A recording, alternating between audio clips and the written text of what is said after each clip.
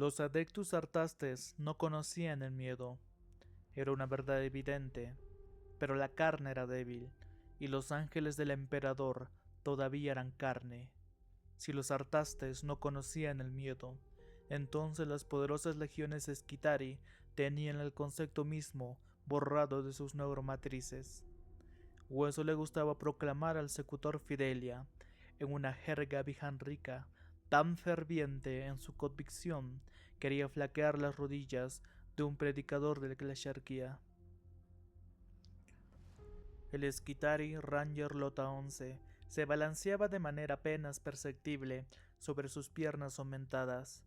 Estaba en fila con decenas de otros como él, una hilera de cuerpos cibernéticos alienados con precisión quirúrgica en la sala médica de su corte. Las túnicas negras, marcadas con símbolos del culto mechanicus y bordes en forma de dientes dentados, ondeaban ligeramente con el aire estéril que circulaba en la estancia.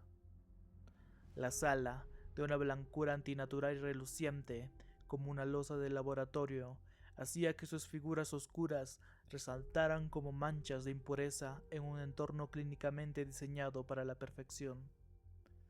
Nadie hablaba, nadie se movía sin orden, nadie mostraba señal alguna de incomodidad. Pero Lota 11 no podía ignorar su propia anomalía. A diferencia de sus compañeros, cuya postura rígida era casi escultórica, él no podía evitar el leve temblor de su cuerpo. No era miedo, se decía, porque el miedo había sido borrado de sus matrices cerebrales, suprimido junto con otros impulsos emocionales que estorbaban el pensamiento lógico. Y sin embargo, algo no estaba bien. Su brazo derecho, completamente mecánico desde hacía cientos de días, le dolía. Dolía como si aún fuera de carne. Cuando la señal nosférica verde iluminó su flujo de datos internos, Lota 11 supo que era su turno. Se separó de la fila y avanzó con pasos medidos hacia la estación médica. El Magos Biologis Bashar lo esperaba. Aquella criatura que, alguna vez fue humana, ya no se parecía en nada a sus ancestros biológicos. Tenía una forma alargada, chasis delgado, y se deslizaba entre los módulos de análisis sobre patas articuladas como las de una araña mecánica. La cabeza con forma de caduceo de antaño mostraba oculares giratorios en patrones sincronizados, capaces de leer datos sin pestañear ni un solo segundo. Cuando Loto 11 apenas dejó escapar una sílaba, Bashar reaccionó con una rapidez escalofriante. Su cuerpo mecánico giró y lo rodeó de inmediato. Las patas articuladas repiqueteaban como agujas sobre el suelo metálico, envolviéndolo con precisión amenazante. «Me hablas con voz de carne y hueso», siseó con un tono que no ocultaba su desprecio. «Disculpe, no fue mi intención desviarme de los protocolos. No volverá a ocurrir», respondió Lota 11, esta vez empleando correctamente la lengua binaria. Bashar se retiró lentamente, pero su mirada cibernética, compuesta de múltiples lentes verdes y giratorios, permaneció fija en el rostro enmascarado del Esquitari. «¿Por qué estás aquí?» «He estado registrando errores persistentes en la extremidad derecha, aumentada. Subí los registros esta mañana». «Ya los he revisado», interrumpió Bashar con impaciencia. «Son una reiteración de lo ya documentado. No hay fallo técnico». «Insisto», replicó Lota 11. «El brazo se entumece, arde. Al activarse, siento como si la maquinaria desgarrara el tejido que ya no debería existir». «Síndrome del miembro fantasma», diagnosticó Bashar al instante. «Prioridad baja. Repite los cánticos diarios de desfragmentación. Retirado». La orden fue definitiva. Lota 11 bajó el brazo y retrocedió un paso. Su lógica le decía que aquel dolor no tenía fundamento, no debía existir, pero allí estaba, punzante, persistente, real, y en su interior donde se suponía que todo debería estar regido por unos datos puros, una chispa de duda se encendía. Antes de abandonar la estación médica, una nueva oleada de símbolos y runas rojas inundó su campo visual nosférico. Despliegue urgente. Cualquier intento de introspección fue anulado. Las órdenes habían llegado y el dolor debía esperar. Horas después, los Esquitari del Marcoclado de Agripina se reunieron en la cámara de mando. Lota 11 junto a su manípulo formaba parte del despliegue seleccionado para una misión prioritaria. La figura imponente del secutor Fidelia se alzaba sobre una plataforma elevada, su voz reverberando tanto el aire como la nanosfera colectiva. El Ognisaya nos ha bendecido con una oportunidad sagrada. Hace 6 horas interceptamos una baliza de recuperación activa. Patrón Atropos, designación llamado de Clarion, anunció. La declaración generó un repentino zumbido pijanrico. Lota 11 accedió a sus bancos de datos internos. Sabía que los caballeros Atropos habían sido retirados tras la herejía de Horus. Eran máquinas diseñadas para la aniquilación total de senos y tecnoherejes. Su sola existencia evocaba poder y devastación, pero Atropos, varado en un planeta condenado, era algo que sobrepasaba la lógica común. La señal proviene de Categis 7, un mundo minero en descomposición. El planeta será destruido en 3 días, 19 horas y 26 minutos, pero aún hay superficie útil. No dejaremos que esta reliquia caiga en manos impuras. Fidelia proyectó una imagen del planeta en la noosfera. Fisuras enormes, magma visible desde la órbita, una atmósfera venenosa. Era, sin lugar a dudas, un mundo condenado, pero eso no impedía que el culto mecánico se movilizara por aquello que consideraban sagrado. Mariscal Neyuslal liderará la misión. Despliegue total. Preparen sus módulos de combate. Abedeos mecánicos. Respondieron todos al unísono, con una sincronía que solo la programación colectiva podía lograr. Lota 11, aún sintiendo la sombra de su dolor oculto, se alineó junto al resto. Las dudas no tenían cabida. La voluntad del dios máquina era absoluta. Horas después del anuncio, los Esquitari se encontraban reunidos para los preparativos previos al despliegue.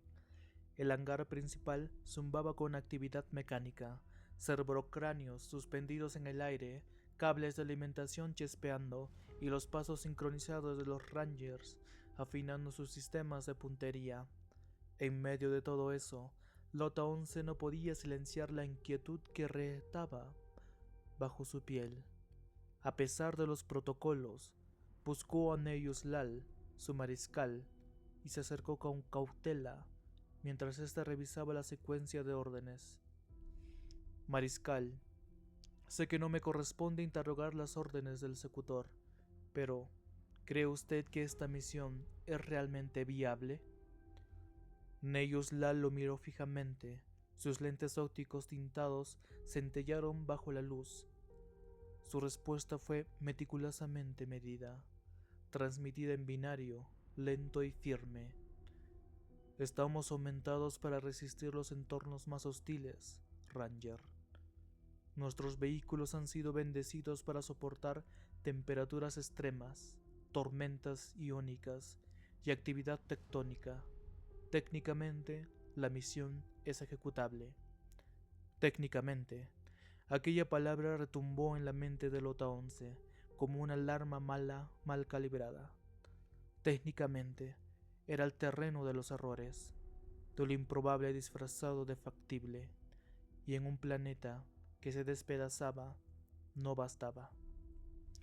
Mariscal, técnicamente suena a falla, y la falla nos matará. Antes de que pudiera continuar, Neyuslal lo golpeó con el antebrazo, empujándolo con violencia contra una columna de acero. El impacto fue seco y brutal. Lota 11 perdió el equilibrio y su rifle cayó con un ruido sordo al suelo metálico. Cuestionas a tu mariscal, cuestionas al secutor, cuestionas al Omnisaya.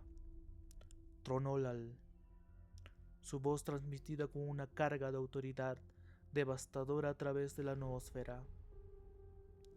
Lotaón se intentó procesar la lógica de su reacción, pero antes de que pudiera responder, una figura aún más imponente se aproximó. Las patas múltiples del secutor Fidelia resonaron como cuchillas sobre el metal. Su presencia, grave y silente, se impuso de inmediato. Cada uno de sus implantes oculares proyectaba una luz verde pálida, analizándolo todo, cada fluctuación emocional, cada variación de señal nosfórica. Dijo con frialdad quirúrgica, pero según las transmisiones recientes, este Skitari muestra actividad emocional fuera del parámetro. ¿Tu partición emocional está activa, Lota 11? El corazón sintético de Lota 11 se detuvo un nanosegundo. No debía responder con duda. Negativo, secutor. Mis emociones están bajo control. ¿Bajo control? ¿O solo contenidas?, replicó ella. Su mecadendrita se elevó con elegancia letal, y 3 pétalos metálicos se abrieron como una flor mecánica. De su interior emergió una aguja finísima, larga y reluciente. Sin previo aviso la insertó en la unión lateral del cráneo de Lota 11, perforando la placa frontal del Rebreather. El dolor fue inmediato, helado, invasivo, una presión creciente que amenazaba con fracturarle el cráneo. Uno de sus ojos artificiales se enrojeció. Un vaso sanguíneo estalló. Su cuerpo vibraba con la descarga, pero su mente comenzó a aplanarse. El pensamiento emocional retrocedía. La resistencia se disolvía como código corrompido. De pronto, la presión cesó. El dolor desapareció. Neyus Lal lo soltó. Lota 11 se puso de pie. Parpadeó una vez, sin emoción. Su rifle galvánico yacía a sus pies. Lo recogió sin pensarlo, sin sentirlo. Giró 90 grados sobre sus caderas y marchó con paso firme. No había temor, no había duda. Solo quedaba obediencia. Fidelia observó su retirada. Se asegurará de que el llamado de Clarion regrese a nosotros intacto y funcional. Prepárense para el descenso. El rugido grave de los motores descendientes vibraba a través de la estructura reforzada del módulo de despliegue. Lota 11 permanecía de pie junto a su escuadrón, sujetado por una armadura de sujeción magnética, mientras el transporte perforaba la atmósfera abrasiva de Categis 7. La visión externa mostraba un infierno rojizo y convulso. Nubes tóxicas de partículas en suspensión, relámpagos de plasma azotando la superficie, fisuras brillando con magma líquido. El planeta condenado por su propio núcleo inestable era un campo de batalla nacido del apocalipsis. No había comunicación verbal, solo pulsos nosféricos. Cada miembro del manípulo recibía actualizaciones constantes: trayectoria orbital, vector de aterrizaje, condición de vehículos.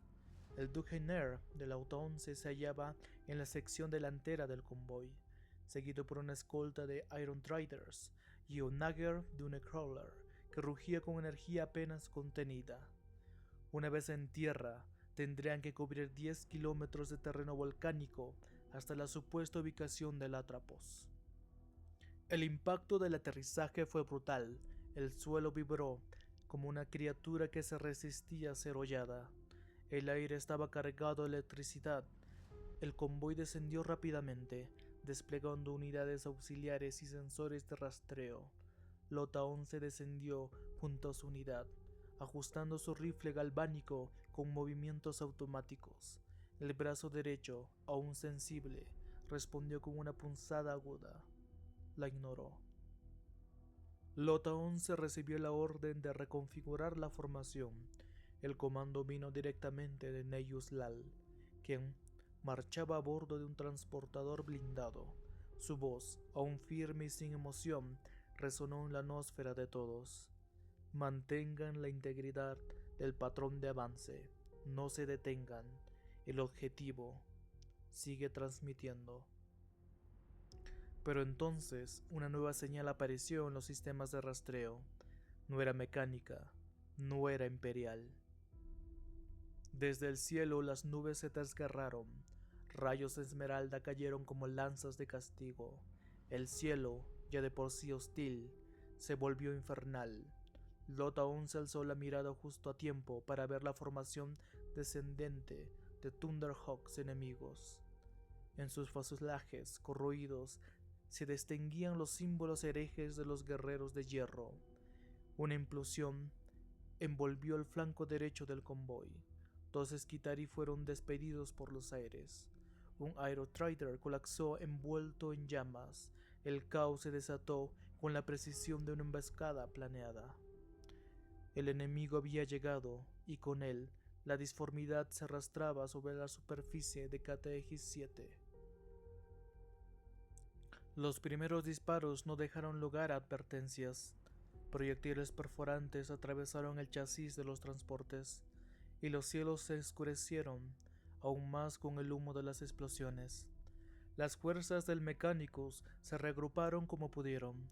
Lota 11, ahora en tierra y operando con una visión limitada por las interferencias electromagnéticas, apenas logró esquivar el impacto de una descarga de que carbonizó a 3 compañeros en formación cerrada. Neyus Lar emergió de su transporte personal, vestido con una túnica reforzada y rodeado de servoarmas activas. Su sola presencia inspiraba cohesión entre los Skitarii. Sin emitir palabra alguna, levantó su vara de comando y comenzó a dirigir los patrones de fuego con precisión quirúrgica. Durante unos instantes, pareció que podrían contener el ataque, hasta que una sombra enorme se posó sobre ellos. Desde el flanco occidental, entre el humo y los escombros, se alzó una figura grotesca. El herrero de la disformidad, Lacobos, marchaba sobre el campo de batalla, como un titán salido de una pesadilla. Su servoarmadura estaba plagada de injertos demoníacos y conductos que exhalaban vapores tóxicos.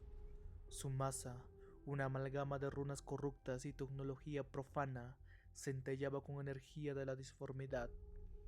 A su paso, los suelos temblaban y los sensores chirriaban, como si la lógica del universo se quebrara a su alrededor. Neyus Lal se adelantó sin dudarlo. Sabía que si el herrero avanzaba, la línea se desintegraría. Lota se observó con una mezcla de admiración y pavor, como el mariscal cargaba directamente hacia el Lacobos, descargando una lluvia de disparos de plasma que habría desintegrado cualquier otro enemigo. Pero el traidor ni siquiera se detuvo. Con un rugido gutural, alzó su arma y embestió a Lal. Lota 11 apuntó su rifle y disparó. El proyectil impactó justo en el hombro de Lacobos, pero no le hizo nada más que desviar levemente su trayectoria. El golpe fue devastador. La masa impactó con violencia antinatural en el pecho del mariscal, haciendo crujir su armadura y lanzando su cuerpo varios metros hacia atrás. En la atmósfera, la señal de Neyus Lal desapareció. Lota 11 no pudo evitarlo. Su rifle cayó de sus manos. Sintió algo dentro de sí romperse. Lágrimas, aquello que no debía poseer, comenzaron a acumularse detrás de sus lentes oculares. El gel de sus aumentos ópticos se empañó. Su respiración se volvió errática. Y entonces lo dijo, con voz temblorosa, nacida de una garganta que ya no debía hablar. Ayuda.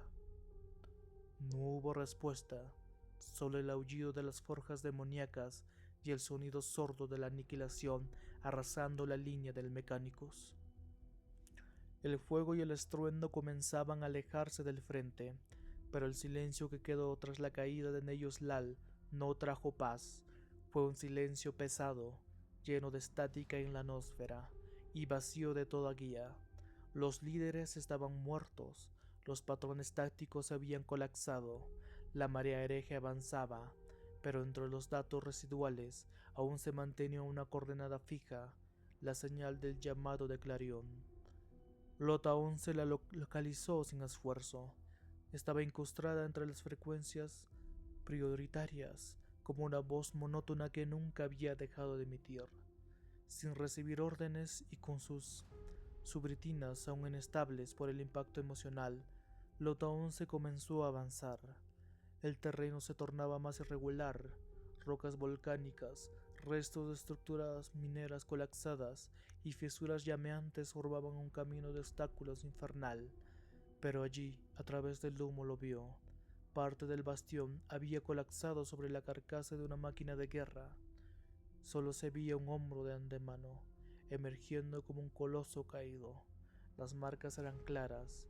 Era el Atropos, la fuente de la señal, enterrado parcialmente en escombros y ceniza, pero aún entero. A su alrededor, varios Skitarii Rangers desconectados vagaban sin rumbo en modo de espera, esperando una instrucción que no llegaría. Lota 11 se giró hacia ellos. Durante un segundo dudó. ¿Quién era él para comandar? Pero la noósfera estaba vacía. El Omnisaya no lo corregiría. Nadie lo detenía. Skitari de Agripina transmitió con claridad. Recomponed formación. Necesitamos una línea defensiva en arco. Secciones 1 y 2. Fijad posición y cubrid flancos. Técnicos de campo. Preparar servocortadores. Vamos a liberar a Atropos. Y obedecieron. Los datos de respuesta comenzaron a fluir, uno a uno. Los fragmentos dispersos del manípulo volvieron a un patrón funcional. Lota 11, con la mente aún desgarrada por el dolor de su brazo y la pérdida de su mariscal, se aferró al único hecho innegable. La misión seguía en curso. Si el caballero podía ser reactivado, tal vez aún había esperanza. Pero los guerreros de hierro no habían terminado. Desde el horizonte, nuevas señales enemigas se aproximaban. Lota 11 aceleró el ritmo de las órdenes. No sentía miedo, solo urgencia. Las órdenes fueron obedecidas. Los Skitari trabajaban en silencio, talando estructuras desplomadas con servocortadores, despejando el perímetro con disparos coordinados. El Atropos, aún enterrado parcialmente, se alzaba con una presencia titánica, inmutable entre el caos. Lota 11 no apartaba la mirada de él, aun cuando su foot indicaba la cercanía creciente del enemigo. Un grito fragmentado, emitido por uno de los alfas, cruzó la noósfera como un eco distorsionado. El canal se cortó abruptamente. Lota 11 giró hacia el flanco derecho, justo a tiempo para ver como una bestia blindada del enemigo, un engendro de la disformidad, con implantes de guerra, embestía contra la posición avanzada. Vio como la Cerberus Alpha Rho 37 era levantada del suelo, decapitada con brutalidad, y luego aplastada contra una losa de roca con una violencia tan absoluta que la señal de su unidad desapareció al instante. Lota 11 intentó reaccionar, pero los enemigos se multiplicaban. Cada transmisión de unidad Skitari cesaba como un pulso ahogado. Los patrones de mando se fragmentaban de nuevo. El manípulo entero estaba siendo devorado. Trató de contactar al mariscal Neyus Lal por inercia, como si aún viviera. No hubo respuesta, solo estática. Las lecturas de Al-Atropos seguían constantes, inalterables, como si no percibiera el infierno que lo rodeaba. Y entonces Lota 11 comprendió que nadie más acudiría, ningún refuerzo llegaría. Eran los últimos. Las líneas se rompían, el Atropos seguía sin liberarse. Lota 11 abandonó su cobertura y corrió hacia la escotilla de acceso con una metralla impactando cerca de sus piernas. Gritó por la noósfera, rogó asistencia, suplicó. Nadie contestó. Una explosión lo sacudió. Algo caliente y metálico le rozó al lado izquierdo de la cabeza. Un zumbido grave comenzó a invadir su audición residual. Cojeando, Abandonó su rifle y se aferró a la compuerta de la cámara inferior del Atropos y la golpeó con fuerza.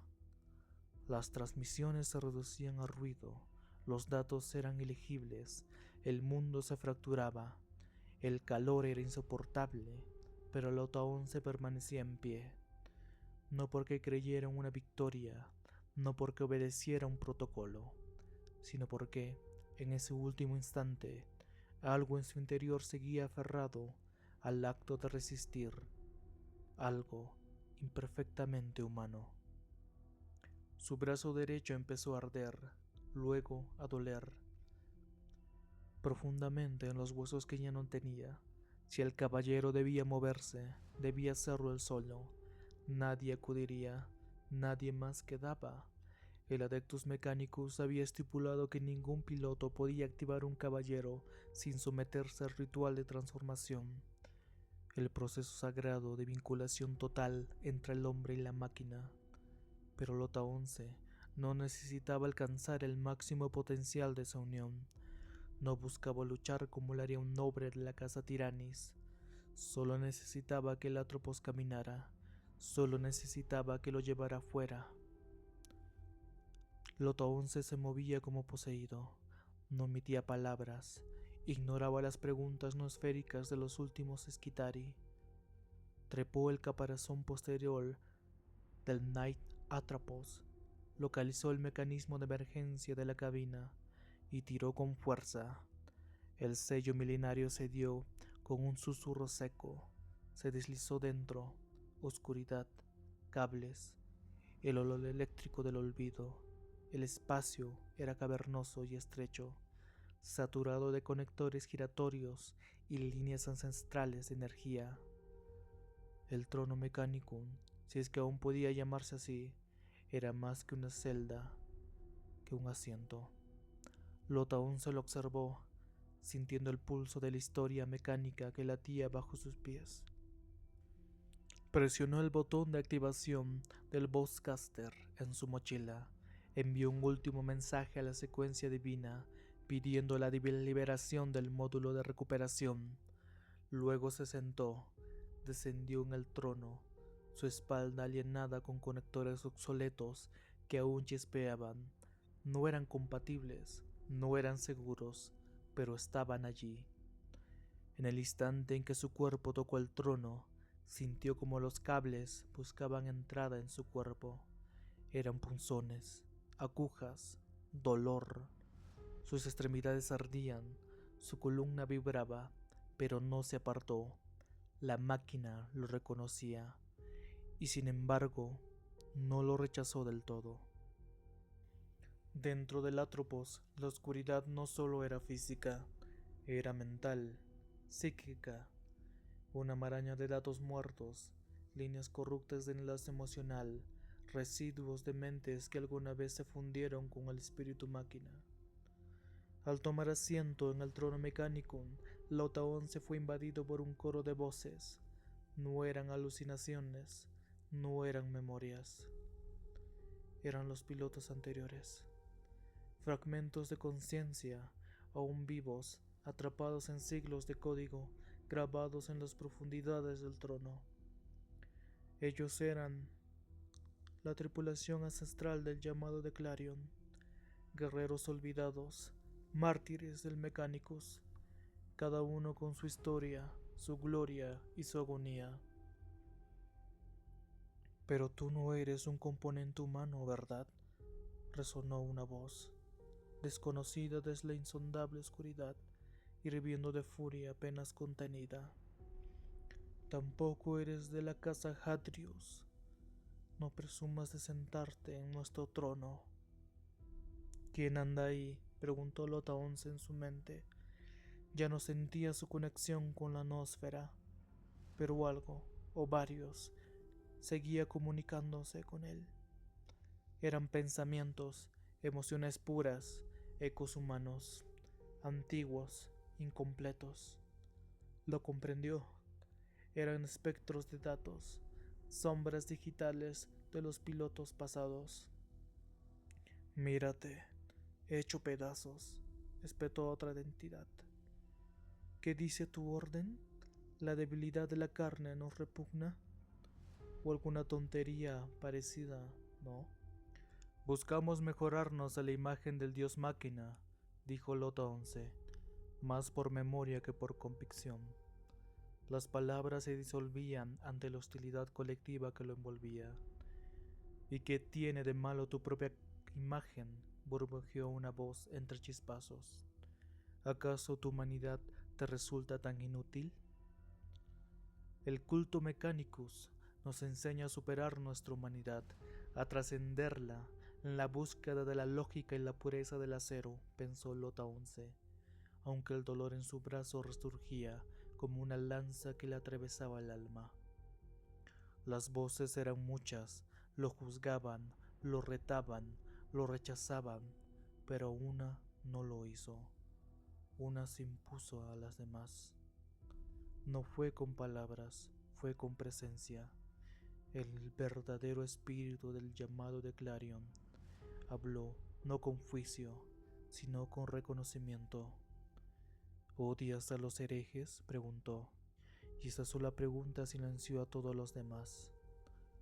Lota 11 no tuvo fuerzas para hablar, pero su alma quebrada por la muerte de Neyuslal, por la pérdida total, ardía con una furia pura, sin oraciones, sin plegarias, solo odio. Y eso bastó. El Atropos lo sintió y lo aceptó. Las otras voces se desvanecieron tragadas por el núcleo encendido del espíritu máquina. Las pantallas se iluminaron, los reactores comenzaron a rugir, las clavijas se adaptaron, los códigos olvidaron el protocolo y aceptaron la esencia rota, imperfecta, pero inquebrantable de Lota 11.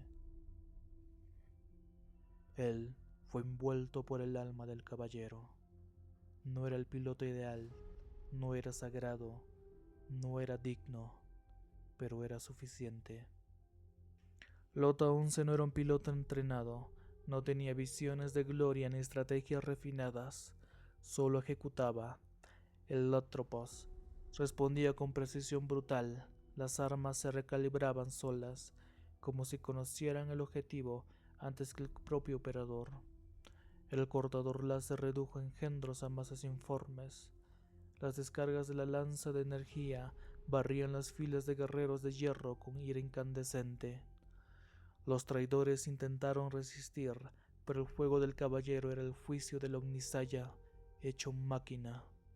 A cada paso, el llamado de Clarion borraba el pecado del caos con fuego sagrado.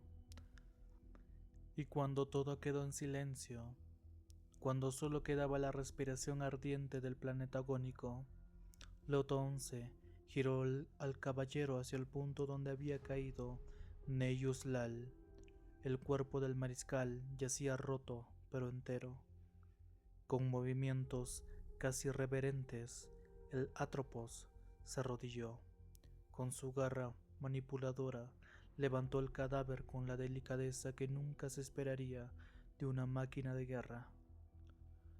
Lo colocó sobre el cañón del cortador, lo sostuvo a la altura del rostro. Si no fuera por las heridas, habría parecido dormido. Lota 11 sintió que algo en su pecho se comprimía.